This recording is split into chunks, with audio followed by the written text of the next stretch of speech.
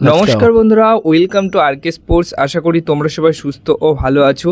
তো গতকাল আল এফকে দলের এগেনস্টে মোহনবাগান দলের প্রথম গ্রুপ পর্বের ম্যাচ ছিল, যে ম্যাচটা নিজেদের ঘরের মাঠে হাজার হাজার সমর্থকদের সামনে খেলেছে, কিন্তু শেষ মুহূর্তে একটা গোলেই কিন্তু মোহনবাগান দল ম্যাচ হেরে গেছে। আর পুরো ম্যাচে দেখা গেছে সেটা হচ্ছে 3 কোটির যে দলটা, সবথেকে খারাপ লাগার বিষয় যে 60 কোটি টাকার দল মোহনবাগান, যেখানে 3 কোটি টাকার দলের কাছে কিন্তু হারলো। 3 কোটি টাকা তো মোহনবাগানের কোচিং স্টাফ যারা আছে তারাও কিন্তু 3 কোটির থেকে অনেক বেশি পায়।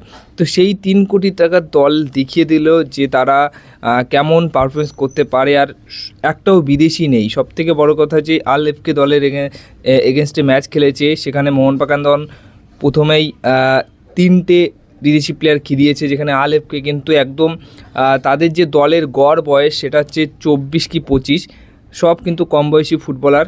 তো তারা কিন্তু দেখালো যে কেমন পারফরমেন্স করতে হয়, এবং তারা যে পাসিং ফুটবল খেলেছে, তারা এই মাঠ পেয়ে কিন্তু খুব খুশি। এই মাঠে দুর্দান্ত পারফরমেন্স করেছে।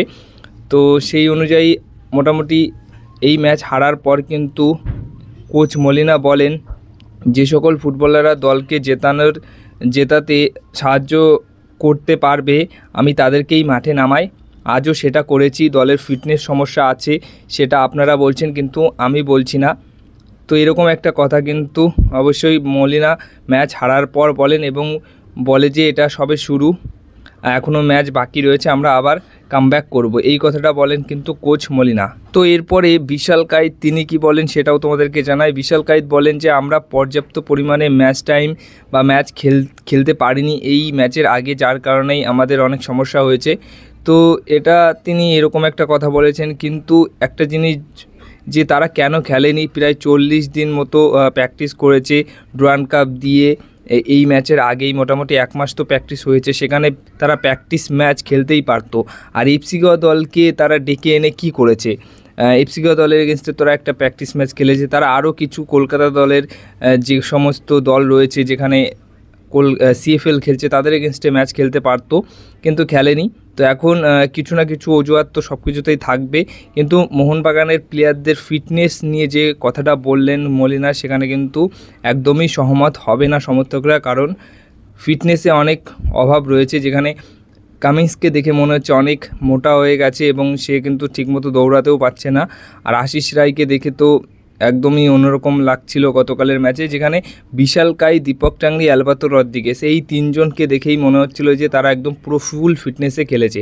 অভিষেক সিংও রয়েছে, লিস্টন ক্লাসও, কিছু কিছু ফুটবলার আছে যাদের দেখে মনে হয়েছে ফুল ফিটনেসে ছিল, কিন্তু কিছু কিছু ফুটবলাররা একদমই বাজে পারফরমেন্স করেছে, খেলতেই পারেনি ঠিকমতো, এবং সেরকম ভালো আর কি ফিটনেসের ছিল না। এবার মোহনবাগানের যে সমস্যাটা নিয়ে কথা বলবো প্রথমেই, সেটা হচ্ছে মোহনবাগানের মাঝমাঠ। কার্ল ম্যাকিউক এবং জনি কাউকো যাওয়ার পর কিন্তু মোহনবাগান দলের সিডিএম তো আসেইনি, একটা সিএম এসছিল, সেখানে হুগো বোমাস ছিল এবং গ্রেগ স্টুয়ার্ট। হ্যাঁ, গ্রেগ স্টুয়ার্টকে কিন্তু অবশ্যই মিস করছে মোহনবাগান দলের সমর্থকরা এবং পুরো টিমটাই, কারণ অ্যাটাকিং মিডফিল্ডার না থাকলে কি হয় মাঝমাঠে, সেটা গতকালের ম্যাচেই আমরা দেখেছি। আর আপুয়া একা কী করবে? আপুয়া বল কেড়ে নিচ্ছে, তারপর ঠিকঠাক পাস দিচ্ছে, সেটাতেও ব্যর্থ হচ্ছে, সেই পাসটা ঠিকঠাক কাজে লাগছে না। তো একা ওর পাশে যদি আহমেদ জাহুর মতো বা একটা ভালো সিডিএম থাকতো এই দলে, তাহলে কিন্তু মোহনবাগান দলের মাঝমাঠ একদমই অন্যরকম হতো। আর আল এফকে দলের মাঝমাঠ তোমরা দেখেইছো গতকাল তারা কতটা ইম্প্যাক্ট ফুটবল খেলেছে, কতটা সংঘবদ্ধ হয়ে ভালো পারফরমেন্স করেছে। তো সেখানে মোহনবাগানের মাঝমাঠ দীপক টাংরি আর আপুয়া যা খেলেছে, তাতে করে তারা বল কেড়ে নিচ্ছে, এটা তো খুব ভালো, কিন্তু ওই যে বল হোল্ড করে যে একটা ভালো পাস দেওয়া, সেটা কিন্তু করতেই পারছে না। তো সেখানে একটা বিদেশি সিডিএমের অবশ্যই দরকার ছিল, এবং এখনও দরকার আছে। তো সেটা তো হলোই না, একটা সেন্টার অ্যাটাকিং মিডফিল্ড পজিশনের ফুটবলারও নিল না মোহনবাগান দল। তো এখানে কিন্তু মলিনার দোষ হয়তো নেই, কারণ মলিনা অবশ্যই সিডিএম বা সিএম আনার জন্য মোহনবাগান দলের ম্যানেজমেন্টকে বলেছে, কিন্তু বিনয় চোপড়া অর্থাৎ মোহনবাগানের যে প্লেয়ার নিয়ে আসে, সে হয়তো মনে করেছে যে লাগবে না। কিন্তু মোহনবাগানের মাঝমাঠ বলতে কিছুই নেই, এটা একদম মানতেই হবে। এর পাশাপাশি বলি যে দিমিত্রি পেট্রাসের সাথে মলিনার যে ঝামেলাটা, সেটা কি হলো? তো অবশ্যই ঝামেলা বাঁধারই কথা ছিল, কারণ দিমিত্রি পেট্রাস বসে বসে দেখলো তার দল, বা দাঁড়িয়ে দাঁড়িয়ে দেখলো যে তার দল হারছে, লাস্টে সে খুবই হতাশা হয়ে পড়েছিল এবং হতাশার মধ্যে ছিল।